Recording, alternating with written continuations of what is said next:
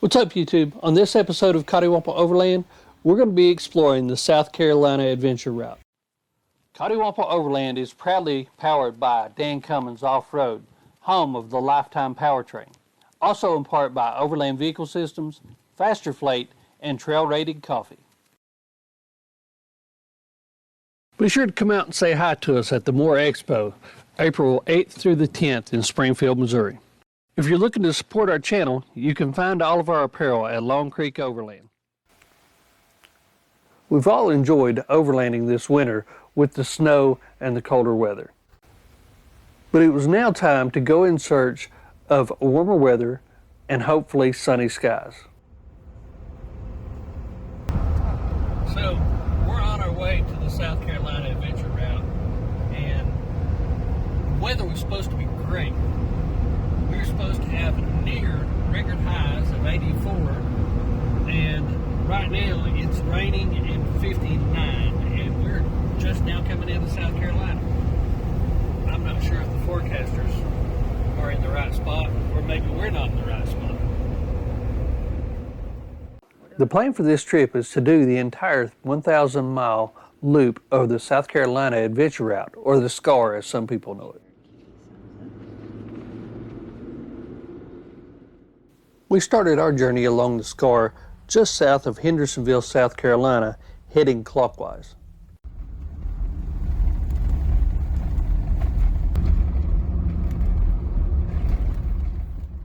One of the first things that we found along the trail was this bridge that was built in 1820. It was truly an incredible sight. We love history, and this one blew us away.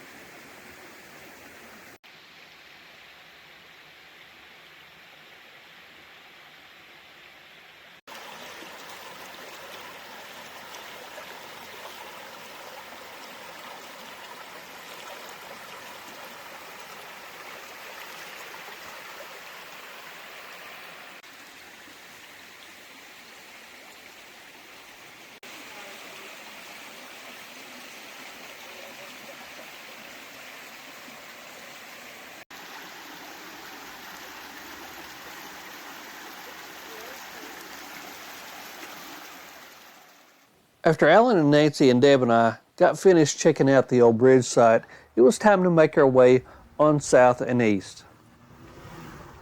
We were all really looking forward to this trip, as it would be the first time since our big trip last August that everybody from the original group was going to be back together.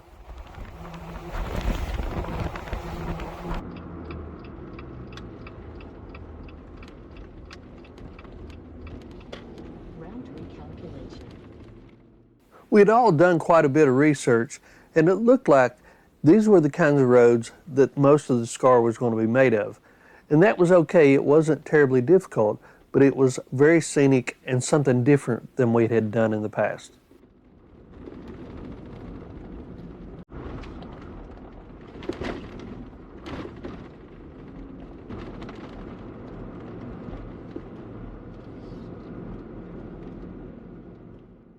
We ended up doing about 117 miles of the SCAR the first day. We had a predetermined campsite for that day so that everybody could get caught up and we could meet up with Kelly. Is this the campground? Mm-hmm. The weather had cleared up, and it was the first time all year that we were able to set up camp in the sunshine and in t-shirts.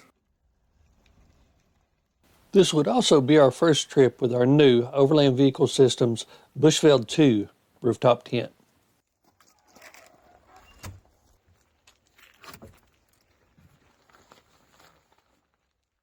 We made it to camp a little early, which gave us time to sit around and enjoy each other's company while we waited on Kelly. That's a funny color.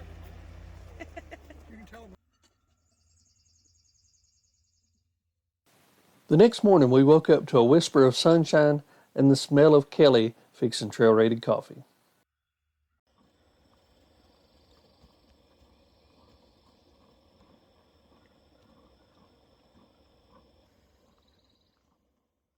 The first night in the new tent was awesome.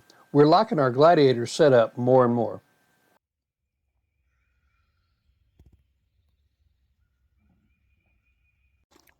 Oh, well, I was watching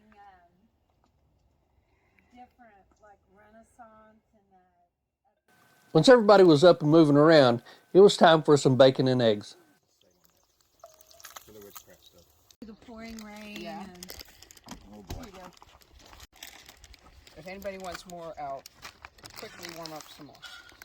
You're into hot stuff? No, not terribly. After a relaxing morning at camp, it was time to get moving and see what today's sunny skies would bring us.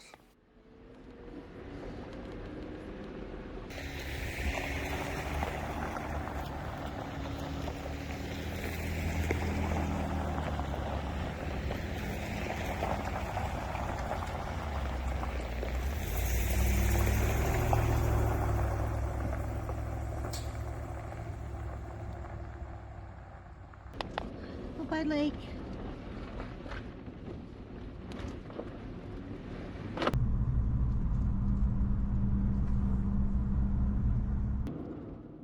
Much of the morning was spent covering rural blacktop back roads in northern South Carolina. Full jaw. Well, I thought we were going to get off on a dirt road.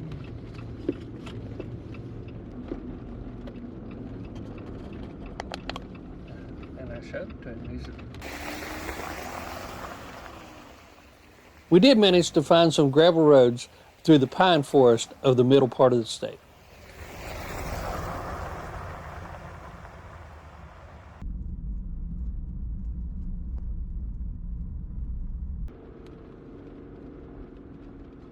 Oh, what is that?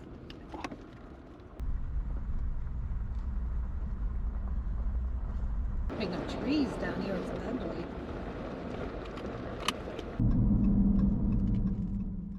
We did take a small detour off of the Scar for tonight. We wanted to set up at a campsite where we knew we would have Wi-Fi. We had a special meeting that we needed to attend.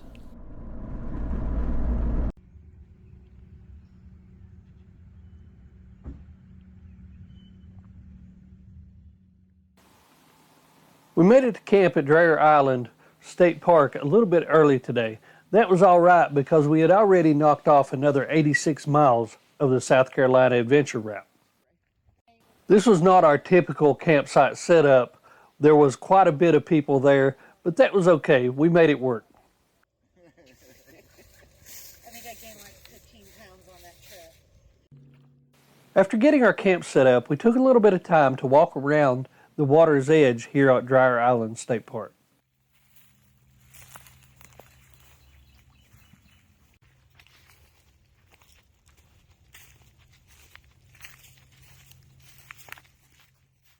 It turned out to be a really good thing that we had got to camp early because the sun that we had started with in the morning had given way to rain that was sure to follow.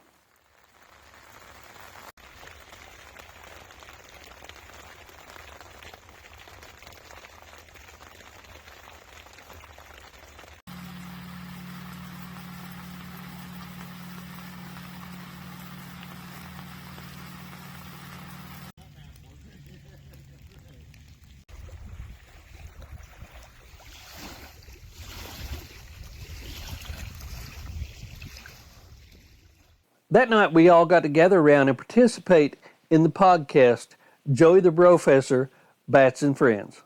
This was the first time any of us had done a podcast like this. It was a lot of fun and hope they invite us back again.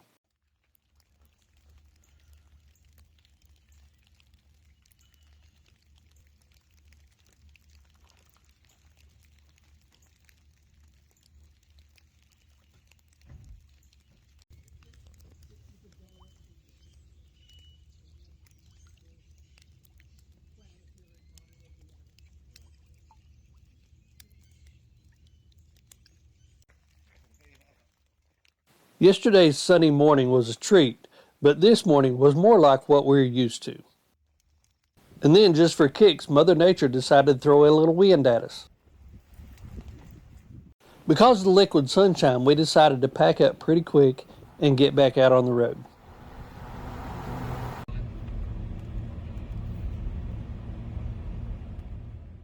With a name like Podunk Holler, we had to stop at the Possum's Coffee Shack. And for those of you that watch the podcast, if you know, you know. And if you want to know, go watch it. The link will be in the description below. After sampling some roadkill coffee, we made our way on down toward the Francis Marion National Forest.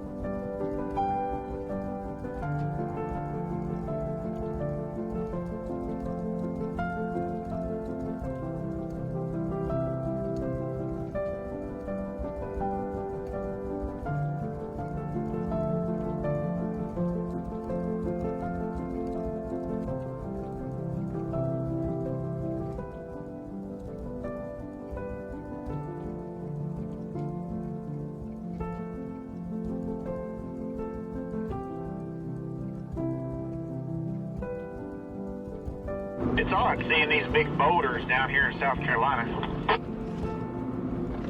Yeah, it is. It's kind of different. It looks like Virginia.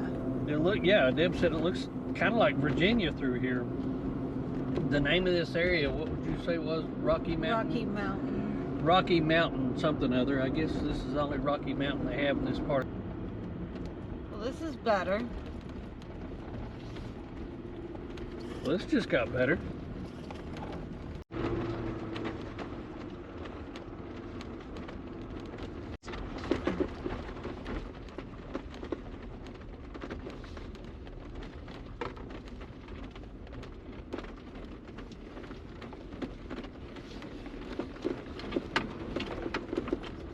Kind of different. Oh! Yeah, that was slick. That heel's a little slick.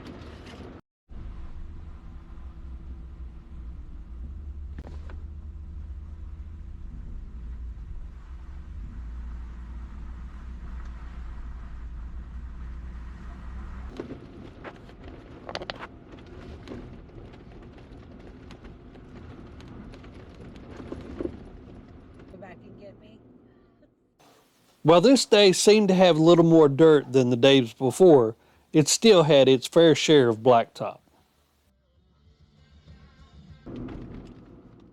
As we made our way into the Sandhills region of the state, we found ourselves on more and more dirt roads.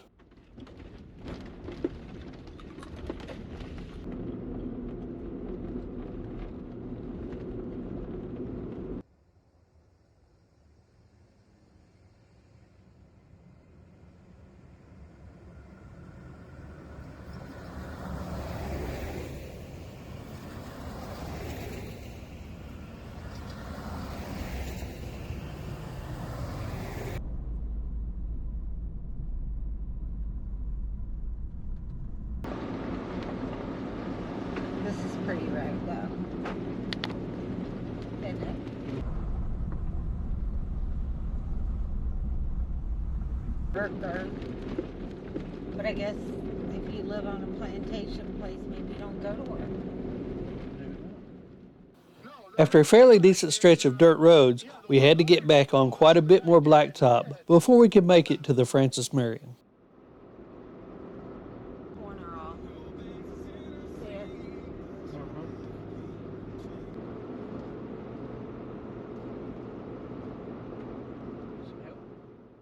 As we approached the 300-mile mark on the odometer for the day, we also approached the Francis Marion National Forest.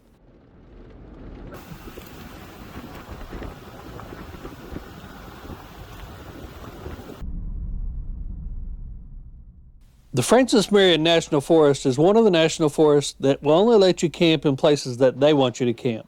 There's no actual dispersed camping here.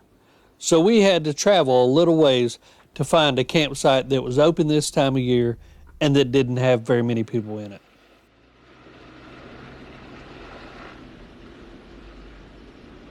Might be deep right there. Mm-hmm.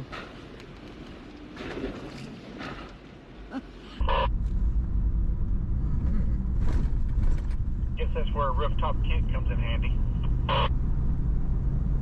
Yeah, you don't see many alligators in trees.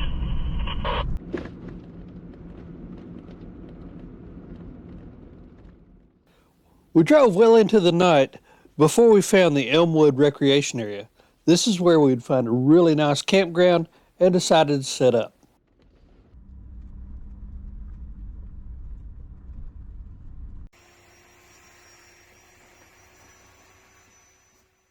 We found the perfect place to set up camp under these live oak trees with Spanish moss hanging down below.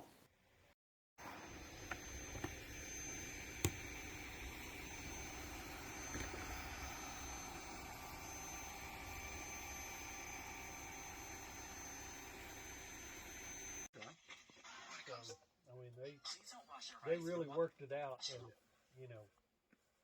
This huge oak tree was not too far from our camp, and we couldn't wait till the morning to see all of it in daylight.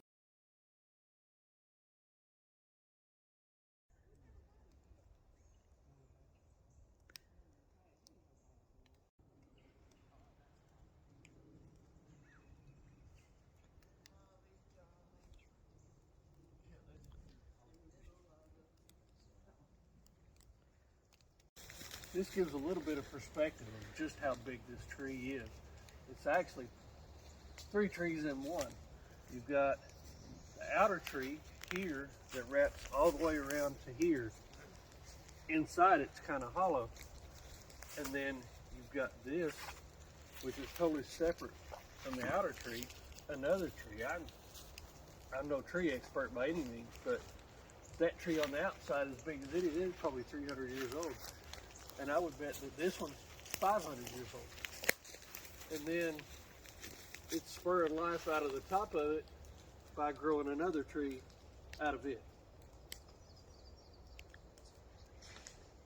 That's amazing.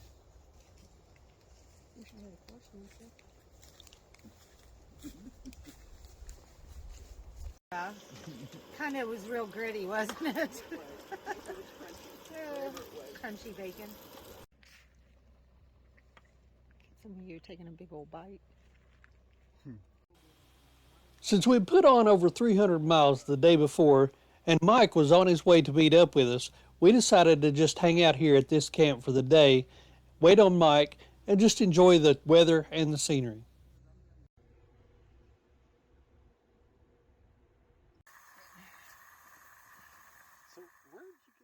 After waiting until after dark on Mike, Kelly decided to start tracking him on Life 360.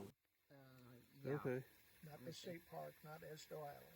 Not the island, no. He eventually made it to camp safe and sound.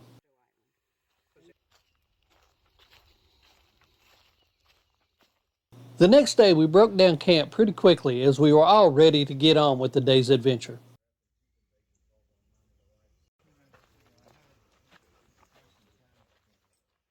At this point, Alan and Nancy were going to part ways with us and go see some friends that they have here in South Carolina.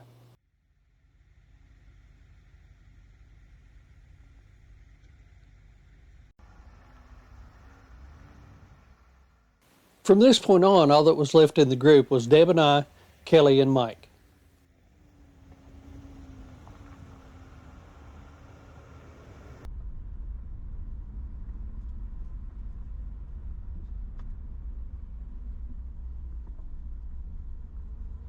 Gonna get my glasses on. I was trying to. Cypress trees that you were...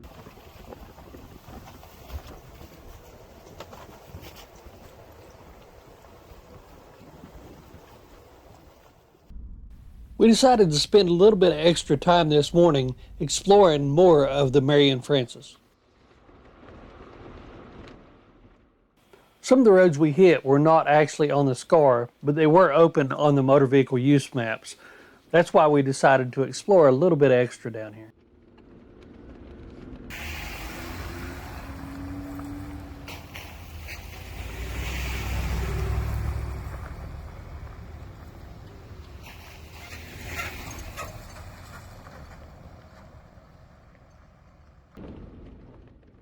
Everything that we had been on the SCAR so far was either blacktop road, gravel, or well-maintained dirt.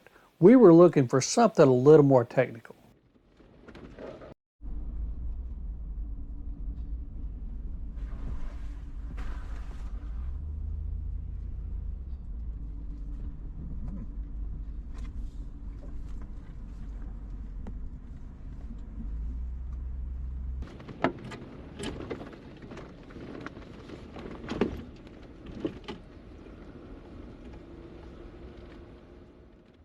That little section there was as about as technical as it got.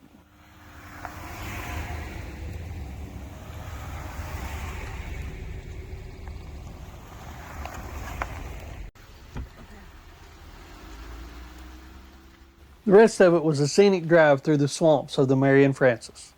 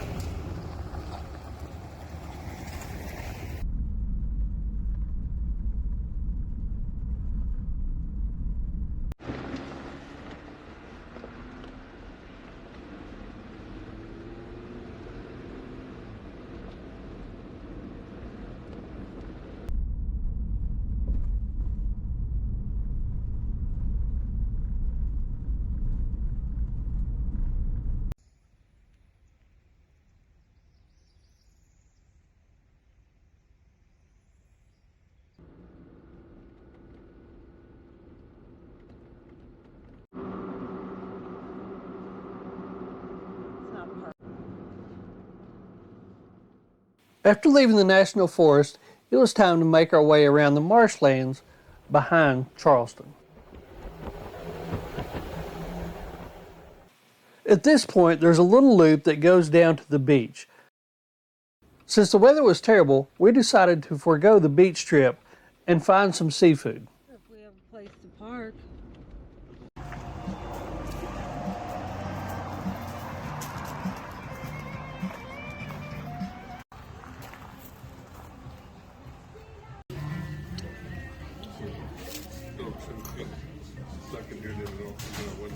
Yeah, that's what mine did.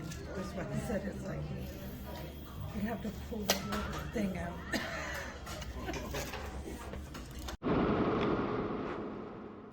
Once we got our bellies full, it was time to head north towards the mountains. How much does this one cost? $10 No.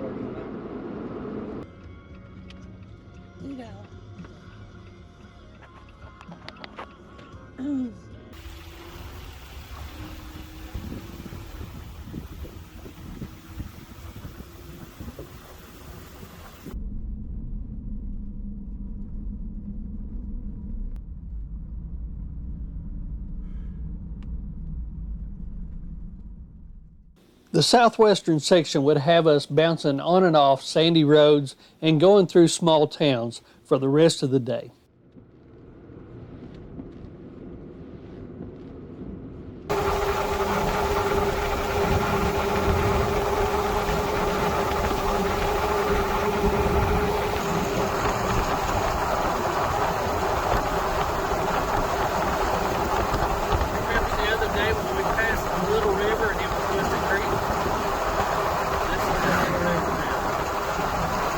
blow up here in the northeast, but this thing is going to skedaddle and only leave us with a couple leftover snow. As evening grew closer, the weather became more and more ominous. There was a threat for high winds that night and severe thunderstorms. We're all about safety and decided to do the safe thing and find a hotel for the night. I took these radar clips after the storm had came through and settled down a little bit.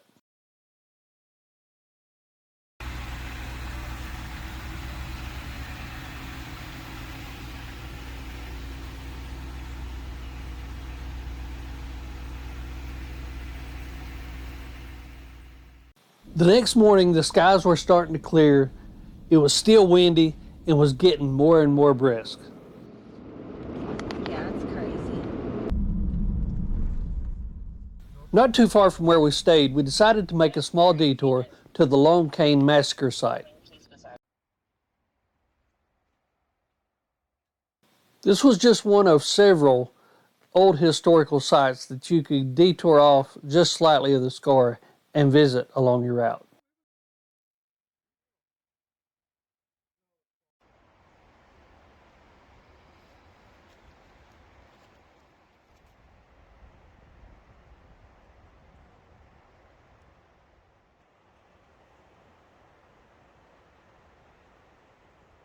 Yeah.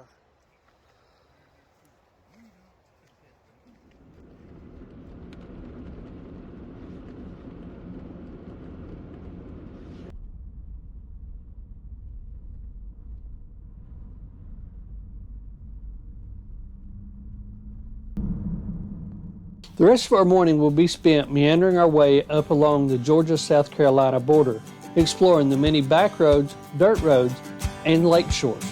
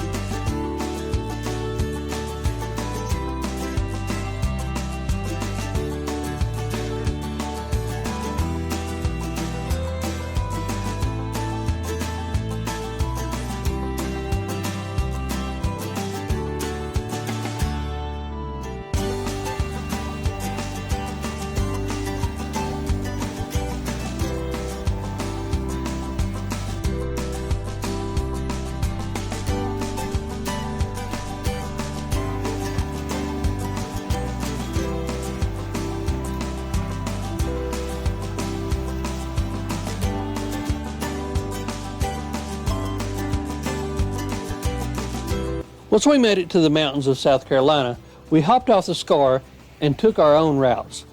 But you'll have to wait till next week to see what those were.